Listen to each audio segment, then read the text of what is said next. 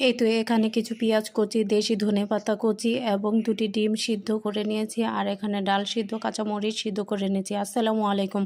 আজ আমি আপনাদের এক মশলা দিয়ে 3 রকমের ভর্তা বানানোর রেসিপি দেখাবো। সকাল সকাল এসে পড়লাম ভর্তার রেসিপি নিয়ে।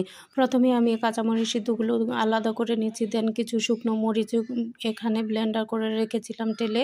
এগুলো আমি সামান্য পরিমাণ লবণ দিয়ে পেঁয়াজটা ভালোভাবে মথে নিয়েছি। পেঁয়াজটা যতভাবে মিহি মিহি করে মাখা করে নেবেন ততই ভর্তার স্বাদ লাগে। এরপরে আমি একে একে শুকনো মরিচ এবং কাঁচামরিচ এবং ধনেপাতা একসাথে ভালোভাবে মথে নিচ্ছি, একদম মিহি করে ফেলেছি।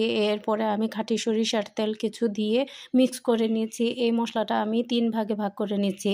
এক ভাগ দিয়ে আমি ধনেপাতা ভর্তা, এক ভাগ আমি এখানে ডালগুলো সিদ্ধ করে রেখেছি এখানে দিয়ে ভালোভাবে ডাল ভর্তাটা মিক্স করে নিচ্ছি। এই তো সকাল সকাল গরম ভাত এবং বউয়া দিয়ে এরকম ভর্তা খেতে খুবই দারুণ লাগে।